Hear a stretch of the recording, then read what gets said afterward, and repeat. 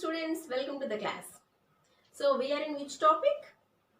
Yes, we are in civics, chapter number 4, understanding laws. Very good. So we need to discuss about the storyboard, I think, right? Yes. So according to the storyboard, in 1991, a problem came to the women organization.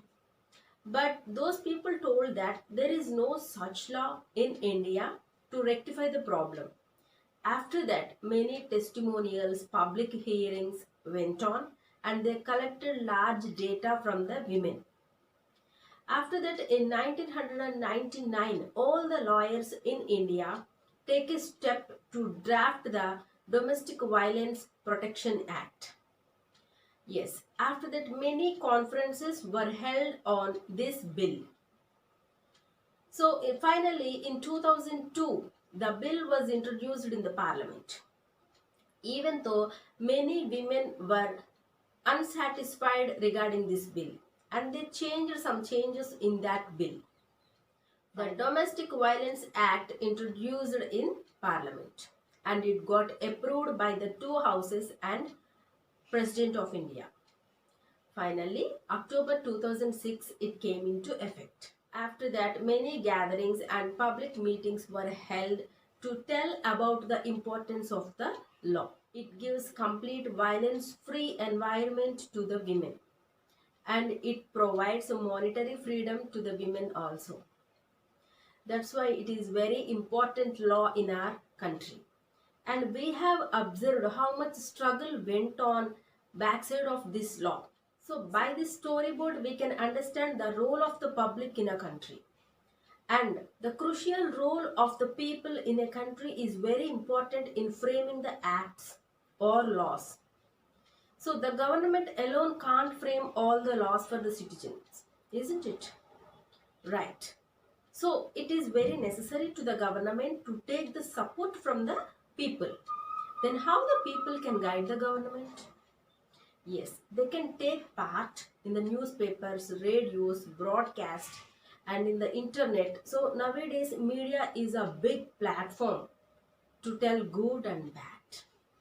Yes, so the people can take the help of media, whatever it is, the media, and they can express their feelings to the government. In a democratic country, it is very necessary to take into consider the people's sensitive feelings. Yes, India is such a country which take into consider each and every feeling, and it gives respect to the viewpoint of the public. Yes, and do all the laws are good? Do all the laws are popular? Yes, maybe some laws are there which are unpopular, and some laws are there which are not accepted by the people of the country. Yes, our next concept is, do all the laws are popular or unpopular laws? Yes, in our country some unpopular laws also are there. So what is meant by unpopular laws? So the acts and the laws which are framed by the government has to be implemented and has to be obeyed by all the citizens of the country. But in some cases where the citizens are not ready to accept the laws, they can go to the court and they can express their views on the particular law in a negative point, and they can criticize the government in their own words. Yes, again the media only the platform to the people to express their viewpoints. They can do the campaignings, they can do the rallies, and they can conduct signature campaignings also to express their viewpoints regarding particular laws. For example, various municipal laws which works under the municipal limits. So they limited the place in their municipality. Especially they told that according to these municipal laws, they told that hawking or the street vending is banned or it is illegal.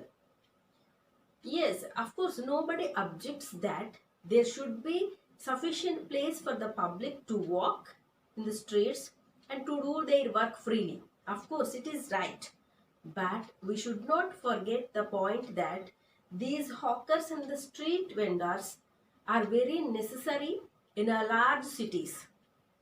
Yes, they are buying the goods at a cheaper price and they are serving in an efficient manner. And not only that, this was their livelihood. We should not deny this point also. So, where the laws are supporting one party and forgetting another party's views will lead to the conflict.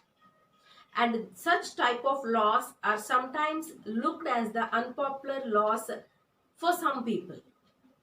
In this case, for example, if hawking is illegal, so what about the livelihood of the hawkers?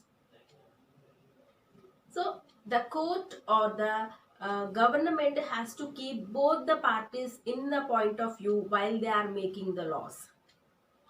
Yes, if any differences are there in the law, or if the citizens felt that these laws are unfair or unjust to them, they can go to the court. Supreme Court has the power to change the law or to cancel the law.